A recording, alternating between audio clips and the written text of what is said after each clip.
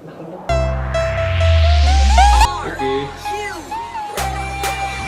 Harudang, harudang, harudang, panas, panas, panas. Shilalu, shilalu, shilalu, panas.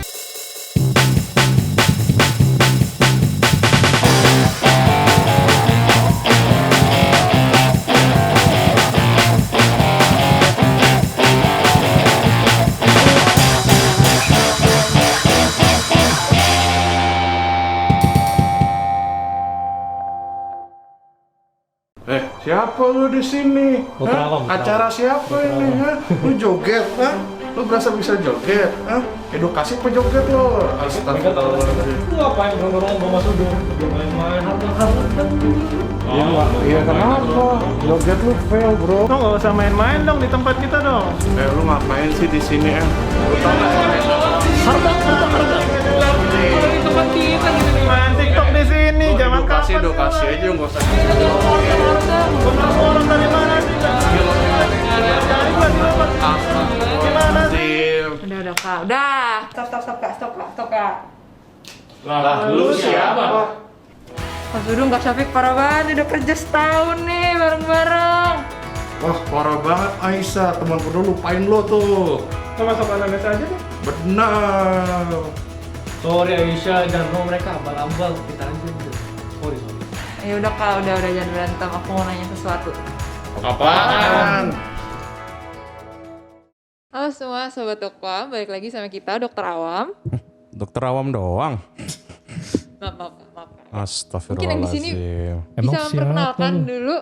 Oke, selamat datang kembali ke podcast Anamnesa. Oke. Asik. Emang menjajah Dokwa. Emang lu pernah denger Amnesia? Gue denger sih. Oh denger. Lu kali enggak?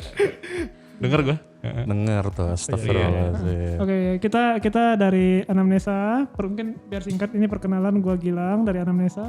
Sebelah gua ada Lim. bisa dibilang sebagai Agung. Bisa dibilang sebagai Agung. Lim alias Agung. Lim alias Agung. Ya, mohon bantuannya buat sesi ini. Terima kasih perkenalan ya kakak-kakak. Ya sekarang dari Dokter Awam bisa memperkenalkan lagi mungkin. Kamu dulu. Aduh, kamu. Ya gue Syafiq. Iya. Iya. Oke. Mau dapat tambah anak lagi. Aku Sudung. Oke. Iya, aku Aisyah. Oke. Iya.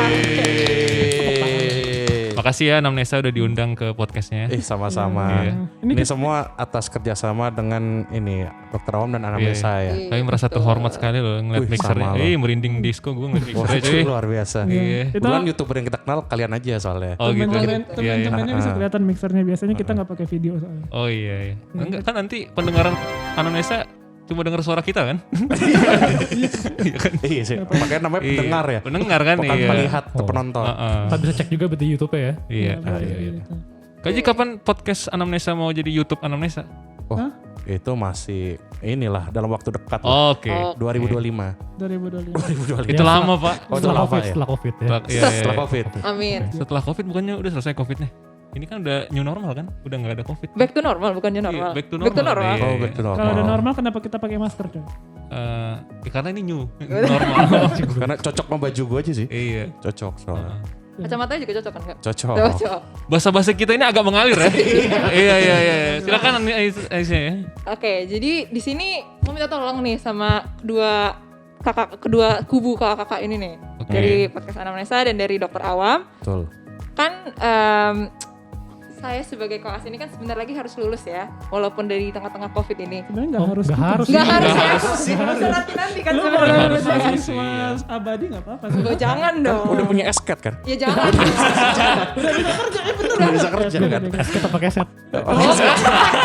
Oh, Jadi kita mau bahas tentang pilihan karir. Kalau misalnya udah selesai dari sekolah kedokteran tuh bisa jadi apa sih? Gitu. Bisa Iya jadi juga ya. Bisa jadi pilihanmu nggak? Oke. Sip. Agak Kita jijik sih lanjut gue aja ya. Gimana? Tut boy. Maukah kau Nah, jadi tuh cara kita bantunya gimana nih? Cara bantunya, Aku. jadi kita bukan main ya. Jadi siapapun yang memulai menjawab pertanyaan-pertanyaan aku akan bertanya ini, kita pakai ala-ala spin the bottle, tapi kita cuma punyanya ini kan, karena lagi corona ya. Iya, Apa ini kan harus ada di rumah kan soalnya Iya, kan, cabai-cabean yang ini kan. Capek doang. Cabe aja. Oke, ya. oke. Jadi nanti kita spin, terus nanti siapapun yang dapat duluan bisa menjawab. Nanti yang lain bisa nambahin. Oke? Oke. Boleh Kak, silakan dimulai. Mari Kakak Agung silakan. Oke. Blim. Silakan Kak Syafiq. Kamu aja dong. Bagaimana kita bareng-bareng muternya? Ayo. Iya, Nggak Nis. boleh Nggak boleh kontak-kontak. Ya, Oh, kasih iya, dulu. oke. Kasih dong. Oke. Tadi latihannya ke Agung ya padahal ya. Jangan dibocorin dong. Iya.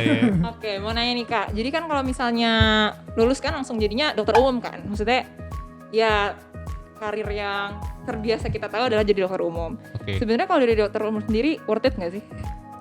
Oh. Seberapa Oh, worth it aduh. sih? Pertanyaannya. Langsung aja lah. Aku mau nanya artinya worth it apa? Kalau lu nanya gue soal apakah worth it jadi dokter umum, menurut gue tergantung lu melihat worth-nya itu dari mana, value-nya. Kalau lu mau value pekerjaannya, profesinya sebagai profesi yang sesuai sumpah dokter, Yang mulia. mana, ya kan, kayak mulia gitu kan. Tapi kalau lu menghargai profesinya itu bukan dari duit doang, menurut gue bernilai. Nah nanti kerjaannya itu ya sebagaimana dokter pada umumnya tidak hanya mengobati kan ada juga tugas mencegah penyakitnya terjadi, ada juga mencegah penyakitnya jangan sampai lebih parah, ada juga Edukasi seperti dokter awam. Nah iya, gue tadi mau ngomong gitu sih, makasih loh dari sambung ya. Emang sefrekuensi kita. Boleh. Karena asal mula kata dokter kan docere ya. Oke. Jadi, Oh, apa itu artinya? Apa tuh Artinya, Kak? artinya Kak? Kakak. nanti diterangkan anamnesa ya. mereka pernah membahas di salah satu podcast ya. Iya. Emang kita pernah? Pernah. Pernah. Lu kan gue pendengar setia ya. Gak, gue pura-pura gak tahu aja. Oh, pura-pura ngerti. Nah terus kalau lu nanya apalagi nih value-nya itu nggak cuma melulu soal uang, tapi tadi gue bilang soal profesinya yang mulia, nolong orang, ya nggak akan bosan sih menurut gue kalau lu setelah jadi dokter. Nanti pilihan karirnya akan kita bahas lebih dalam lagi, tapi kalau lu nanya ke gue apakah worth it ya. Kalau kakak-kakak yang lain gimana? Ya, honestly kalau misalnya lu jadi daftar di FK ya ujung-ujungnya lu pasti pengen ke dokteran kecuali lu motivasinya beda. Ternyata banyak juga yang ngomongin kayak gue disuruh orang tua aja. Nah iya banyak tuh. Nah, di meja ini ada nggak yang kayak gitu? Oh. Tapi lu pengen jadi dokter? Senang-senang aja sih.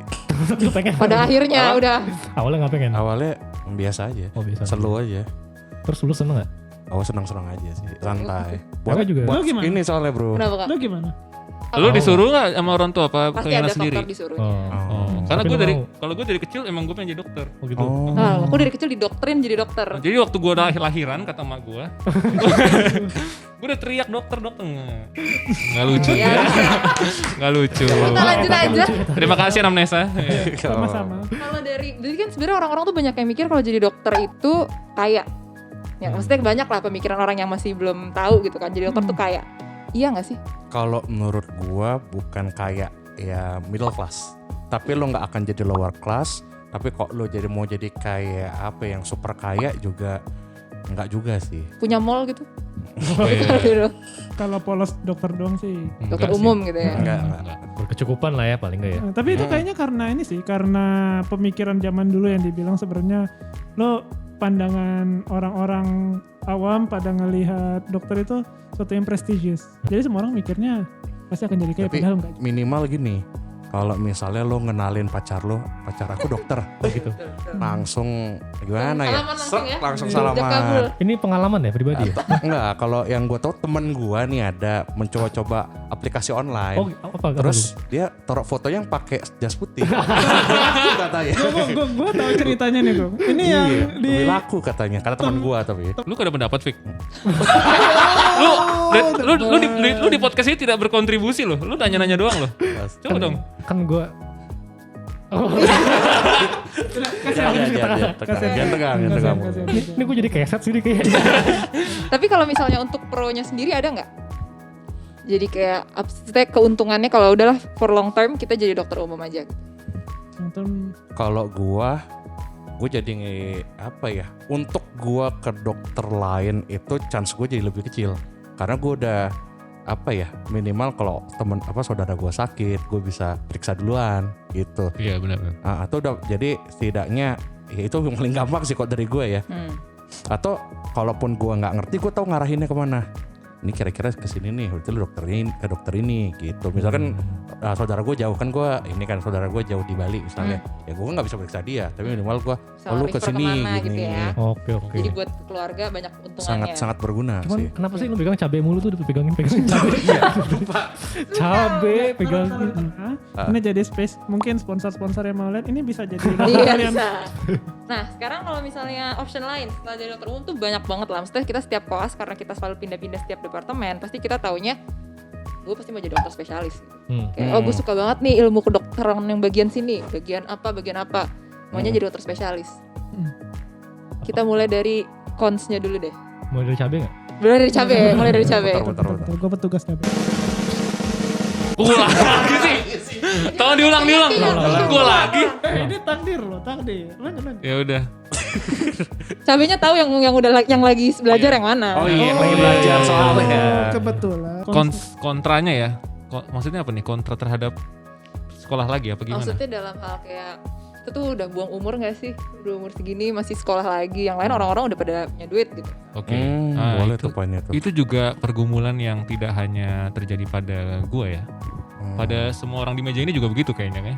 Karena ya kayak mempertimbangkan kira-kira gue lanjut kerja apa lanjut sekolah lagi gitu kan.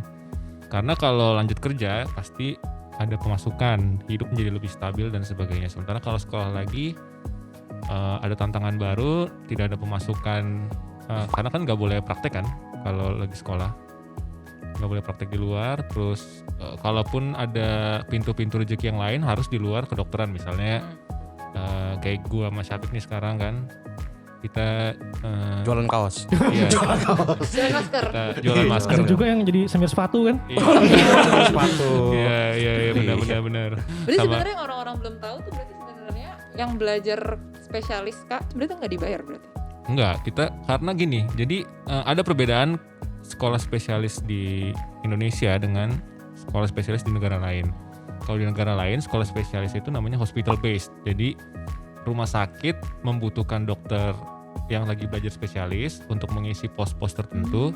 Jadi mereka dibayar. Nah, sementara kalau di Indonesia dia university based. Jadi kita sebagai mahasiswa justru membayar ke kampus. Gitu.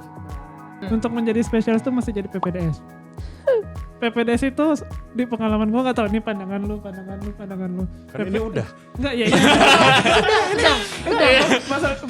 Saya no comment dulu ya. Saya dengar dulu ya. Benar, masalahnya dia udah PPDS, dia gak bisa ngomong apa-apa lagi. Betul. Jadi kalau menurut gue PPDS itu salah satu bukan pekerjaan bahkan. Itu sebenarnya salah satu situasi hidup yang memprihatinkan sebenarnya. Karena istilahnya lu jadi teknik kasarnya ya, gue ngomong belak-belakan itu jadi kayak kuli lagi cuy. Ya lu pas koas lu kan udah tahu rasanya. Jadi kuli. Ya Iya, sedikit. Ini lebih dari kaos lagi ya? Ya lebih dari koas. Berapa kalinya dari koas Kak? Berapa kali? Apanya dia? Berapa kalinya Kak dari koas? Saya no comment ya. Nggak, tapi lu sepakat gak? Lu sepakat gak kayak poin itu? Bahkan, bahkan kaos pun sadar kok PPDS lebih capek daripada kaos. Iya lah. Ini kan gak ngapa-ngapain. Cuma nontonin doang Iya dong. sih, Mending lo kasih bantu nggak gitu. ada tanggung jawabnya kan itu. Iya. Benar. Tapi ya worth it-nya adalah kalau lu jadi PPDS, lu jadi spesialis itu akan jauh lebih banyak gajinya, lebih banyak demand-nya. Sebenarnya kalau gue mau nambahin itu, dokter umum tuh kan kerjaannya hampir semua penyakit dia jabanin. Kalau spesialistik dia sudah ada pola nih pasien dia ya jenisnya ini aja gitu. Sehingga sebenarnya kerjanya walaupun dia akan sekolah lebih lama, tapi itu akan terkompensate dengan nanti dia kerja. Saat dia kerja dia sudah punya ilmu yang pas lah buat dia ini, dan pasiennya yang datang juga nggak bakal jauh dari yang dia pelajari. Gitu. Kalau gue lihat sih dengan gaji yang juga di Indonesia yang gue tahu ya lumayan berkali-kali lipat sampai belasan kali lipat. Belasan kali lipatnya gede banget, ibarat lu gaji 5 juta kaliin 11-12 itu berapa tuh dibandingin ke spesialis. Jadi kalau itu gue lihat sih pro-nya kayak gitu sih. Tapi gue gak mau jadi spesialis. Oh gitu. Oh, iya. Itu kan Oh, iya. pilihan ya kayak. Iya. Kenapa tuh Kak? Hah? Kenapa tuh? Ya, karena pilihan yang lain banyak. Yang akan kita bahas selanjutnya gitu. Iya benar. Fik bentar ya Fik ya. Di podcast ini kita berharap semua berpartisipasi sih. Iya. Gue tuh paling gak egois, gue tuh ngasih orang-orang kesempatan. Iya. Kalau gue gitu. ngomong lagi ntar malah makin lama gak ada yang nonton, Nggak, ntar kelamaan. Soalnya kan lu kalau di story Dokter Awam kan kayak aktivis ya. Kayak lu mengkritisi semua orang. Coba lu mau kritisi topik yang tadi deh Fik. Ya sebenarnya gue setuju sih dengan tanggung jawab tingkat kemanusiaan secara moral, fisik tuh lebih jauh daripada kelas PPDS ya. Horor juga. Bahkan gue pun sendiri belum masuk daftar PPDS karena jujur secara mental gue belum siap. Akhirnya gue coba yang lain dulu karena gue tahu begitu gue masuk PPDS gue udah gak punya hidup lagi yang lain. Gimana dong? Enggak ada komen lagi. Tapi gue masih di sini. Sebenarnya itu pilihan sih. Tapi lanjut aja dulu. Nah iya, jadi begitu masuk PPDS pasti waktu gue akan sangat terbatas.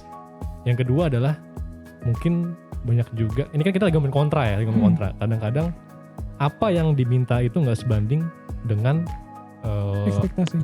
dengan apa ya, dengan kapasitas kita sebagai manusia. Oke. Buktinya banyak teman-teman gue yang masuk PPDS depresi. Iya, Tapi mungkin temen lo juga. Benar. Dan itu pun bukan di kampus kita aja, kampus luar pun ada. Bahkan dari zamannya nyokap bokap gue jadi dokter tuh teman-temannya ada yang sampai gila makan rumput lah, apa lah. Benar-benar. Ya, sampai saking stres ya gitu. Tapi kalau itu kan sebenarnya yang kita bahas pas sekolahnya, pas lulusnya gimana?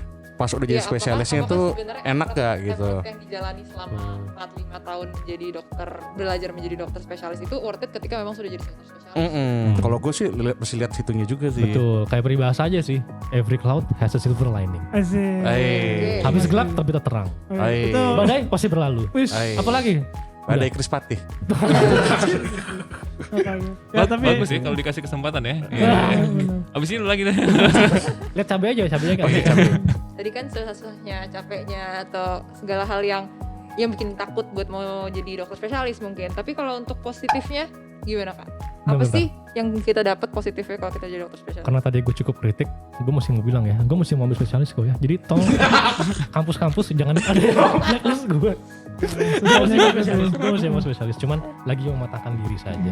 Gue tahu jelas pro-nya, karena pro-nya setelah lu lewatin masa sulit itu, lu punya demand, lu punya istilahnya wewenang yang nggak semua orang punya. Jadi lu punya privilege untuk menangani kasus yang sulit, yang semua orang bisa. Kalau kita transit sebagai harga itu akan bisa lebih tinggi daripada normal. Ini gue ngomongin soal benar-benar pure soal duit aja. Istilahnya lu punya privilege untuk attempt to help those people with the same price as high demand stuff lah gitu lah. Jadi lebih lu akan dibayar lebih tinggi. Dan lu juga sebenarnya karena istilahnya lu udah kerja apalagi kayak kasusnya Sudung udah benar dari kecil udah pengen jadi dokter, udah lulus. Gue bohong dong sih. Lahir. Iya, terus Lu nganggap serius itu ya? enggak pada ya who knows. Terus dari jadi dokter terus abis itu dia ngambil spesialis, dapat gelar spesialis, itu kayak the Dream best come life true. kan? The best life you can have karena lu mengikuti apa yang lu pengen. Jadi buat orang-orang yang pengen benar-benar jadi spesialis, ketika benar-benar pengen jadi dokter, pengen membantu orang dengan sebagai tenaga klinis, pros paling tinggi adalah lo mengikuti apa yang lo mau. Dan menurut gue itu kalau misalnya memang itu jalan yang lo pengen, itu sebenarnya nilai value yang paling gede yang sebenarnya lo bisa dapet. Jalan ninjaku. Kacau. Anamnesa. Dalam sekali ya Fik ya. Gue diem karena gue gak ngerti. Sebenarnya ini mirip jadi dokter umum, tapi semuanya tuh dilipatkan, pendapatan dilipatkan, kestabilan hidup juga mirip kan sama dokter umum, sama-sama lu praktek sampai tanggung jawab juga dilipatkan. tapi tanggung jawab dilipatkan ya. Itu juga poinnya. Tapi tadi lu bilang wewenang juga ditingkatkan. Misalnya lo ada kasus-kasus yang lu cuman bisa menanggulangi gawat daruratnya. Kalau lu udah spesialis tertentu, lu bisa tangani sampai akhir kan, sampai mencegah lagi rehabilitasinya. Itu benar banget sih, kayak salah satu keterbatasan jadi dokter umum, wewenang lu terbatas. Betul. Jadi gue sebagai praktisi juga pas dulu gue nerapi pasien, ada kejadian misalnya lu lagi terapi terus gue tahu obatnya, tapi ini gue mesti konsul dulu. Iya. Benar. Kita nggak boleh ngelangkahin juga sebenarnya kan ya. Ada kayak, Apalagi kalau sebenarnya yang superiornya salah, tapi kita tahu yang benar, tapi kita juga nggak bisa ngapa-ngapain karena wewenangnya bukan kita. Benar-benar. Jadi itu kayak consnya dokter umum, prosnya spesialis. Sekarang adalah researcher. kan kalau dokter awam kan sering banget nih mau membahas-bahas riset-riset orang untuk kita mengedukasi orang lain gitu ya Kak. Benar. Gimana sih sebenarnya? Ya mungkin pertanyaan pertamanya adalah peluang karirnya di Indonesia tuh gimana? Tapi kita pakai Muter dulu. Iya. Sabi dulu. Lagi dong. Wah, Iya. Syafi. Lu Fik. tapi kebetulan mungkin gue kan yang internasional ya.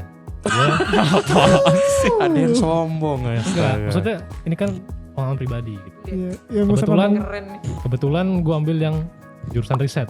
Jadi gue ada background riset 1 tahun di luar negeri. Master ya. Master ya. Alhamdulillah. Tapi nggak dipakai juga di sini. Nah itu pertanyaannya Kak. Nah, Gimana jangan- peluang jangan- karirnya di sini? spoiler dulu, gimana? Paling gimana? cocok ya udah. Iya. Tampilnya tahu harus nanya ke yang mana. Iya benar. Iya, jadi pengalaman gue adalah riset di Indonesia itu seperti belati bermata dua gue. Waduh, betul. Ada opportunity, tapi juga ada threat. Opportunity itu kita masih dikit banget researcher. Justru maju enggaknya suatu negara itu biasanya dilihat dari R&D, yaitu research and development-nya. Kita masih kurang banget. Makanya kita masih negara developing countries, terus belum develop karena kita masih developing. Tapi kata Amerika udah sih. Iya katanya di Rotterdam kita udah developed Itu country. biar kita import dari sana aja Iya, gitu. bener. Bisnis ekonomi aja. Dan mungkin salah satu penyebabnya adalah ya emang budaya riset kita masih belum belum digalakkan. Orang-orang juga belum tahu. Karena kebanyakan dari kita juga lulus jadi apa? Spesialis deh. Lulus jadi apa? Dokter deh. Atau mungkin di bidang lain pun gitu semua, nggak jadi dokter doang. Ya pokoknya lulus cari duit. Researcher cari duit menurutku belum bisa. Jadi orang juga mungkin belum ngelirik juga gitu. Untuk riset itu kan juga dana butuh banyak. Funding tuh bisa sampai ratusan juta, miliaran. Kita juga belum mumpuni, walaupun mungkin di kampus kita udah mulai coba digalakan ya researcher ya. Tapi menurut gue ini butuh proses panjang sih untuk bisa-bisa menempatkan researcher itu seperti saingan antara spesialis. Gue bingung nih, gue mau jadi researcher apa spesialis? Nah researcher belum nyampe situ menurut gue. Jadi maksudnya value yang dikasih kalau lu milih career path sebagai researcher pada dasarnya masih kalah dengan conventional path yang jadi spesialis. Betul, masih kalah pamor lah sekarang istilahnya gitu. Tapi yang plusnya apa coba? Lu misalnya sekalian deh, apa kan Aisyah kan juga sambil mikir-mikir. Kalau lu jadi research Sebenarnya kayaknya kerennya adalah menemukan sesuatu, bukan menemukan ya, maksudnya mengembangkan sesuatu yang sebelumnya belum pernah dikembangkan kali ya Kak. Betul. Mungkin kan kalau Kak Agung sama Kak Gilang kan juga punya pengalaman research di luar juga kan. Maksudnya kita kan emang merasakan research di sana dan di sana memang bener-bener di backup gitu. Maksudnya kita dikasih kantornya, dikasih emang fund-nya dan segala macamnya dan berjalan dengan kayak research itu jadi kayak hal yang glamor gitu di sana. Sedangkan kalau di sini sebenarnya kalau di sini bener-bener nggak kelihatan kecuali memang kita sebagai koas juga harus punya riset atau kayak pas kita preklinik punya Skripsi. riset, iya skripsi. Jadi ya kerennya sih dari sisi yang tadinya tidak terpikirkan tiba-tiba terpikirkan dan terriset gitu ya. Kayak finding Kalau dari new kita- things kan, kalau dari discovery-nya, aku. moment of Kalau gua, discovery. dia bilang glamour, bener banget. Pengalaman gue setahun di luar tuh rata-rata klinisi tuh riset juga. Iya. Sementara kalau di sini mungkin klinisi ya udah klinisi aja. Mereka tuh kalau pengen riset, wah keren nih. Punya publikasi tuh apalagi, wah keren banget. Bahkan sebenarnya yang di tempat aku dulu di institusi yang itu dulu bahkan dia bukan klinisi gitu Kak. Jadi dia emang bener-bener researcher. Jadi kayak Tapi dokter dia, enggak juga. oh bukan. Jadi kayak emang pure researcher dan di sana memang peminatnya banyak dan memang disupport dengan Betul. gaji yang juga besar kayak apakah selalu harus semua tentang uang gitu. Itu poin yang bener banget sih, bener Luar sih. biasa. Tapi itu jadi ini gue mau counter argumen. Jadi kalau kayak gitu lu kalau misalnya mau jadi researcher lu mesti treat itu sebagai passion project aja. Lu kalau sebagai researcher lu nggak akan dituntut kerjanya jadi kayak dokter. As in, jadinya lu punya tanggung jawab ke orang lain dalam bentuk kesehatan sama mungkin hidup matinya. Sama lu juga nggak punya, lu punya jadwal yang stabil. Gue jujur aja sih hidup jadi dokter itu sebenarnya stres soal jadwal. Kalau di luar mikirnya ya apa itu sebenarnya viable work aja sampai bisa achieving academic position di PhD, postdoc, terus sampai ke lalu jadi kepala. Itu benar-benar langkah career path yang jelas banget. Memang kita kalau ngomongin situasi di Indonesia jelas kalah. Itu salah satu kendalanya. Gitu. Kalau gue sih liatnya gini, gimana ya? Gue lulus jadi FK.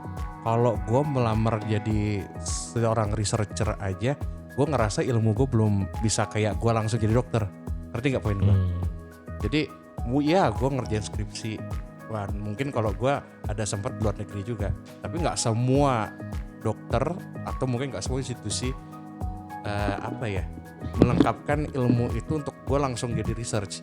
Yang ada tuh di bayangan orang yang mungkin nggak terlalu paham research susah, research gue nggak tahu duitnya, dari susah nggak tahu duitnya, maksudnya mungkin gitu. Jadi kok menurut gue lebih kayak ketidaktahuan dari pendidikannya juga, ngerti gak sih?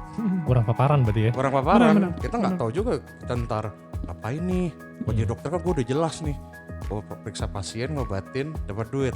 Kalau gue riset, aduh skripsi gue aja gimana ya kemarin ya gitu. Yang poin Safik ngomongin bahwa Indonesia itu research outputnya masih rendah itu benar. Gue sempat ingat waktu itu ada publikasi di koran, gue lupa koran apa, yang ngomongin Lampu merah. Sama kita. Terus lo. Gak boleh kontak bro. Nggak apa-apa. Output kita benar-benar kalah jauh itu, kayak kita di bawah Singapura, di bawah Malaysia, bahkan kayak gue lupa itu yang lainnya udah ribuan, kita cuman berapa ratus. Nah itu juga faktornya karena ternyata pas di artikel itu dibilang sebenarnya institusi-institusi riset itu banyak yang ditutup Di Indonesia. Dan itu tahun 2000, gue lulus tahun apa sih, 2017. 2017 ternyata emang fenomena funding yang nggak ada itu membuat institusi-institusi penelitian itu tutup semua. Kenapa? Karena nggak ada partnership antara private sector sama academic sector, atau private sector memiliki bagian R&D sendiri tapi untuk for their own good, for their own purpose. Kalau misalnya di US, untuk kita ngomongin soal obat aja, soal development obat, itu mostly setahu gue ya, kalau dari FDA itu di fund oleh negara. Jadinya ketika ada... Bukan sama Bill Gates ya? Bukan. Itu obat-obat itu di-fund oleh negara, oleh tax. Jadinya ketika ada keluar obat, maka ketika ada obat yang viable, itu obatnya akan bisa dipakai oleh rakyatnya untuk sebagai istilahnya, masuk ke dalam katalog obat yang bisa dipakai dalam jaminan. Tapi kalau di Indonesia belum bisa, bahkan BPJS saja belum jalan efektif ya.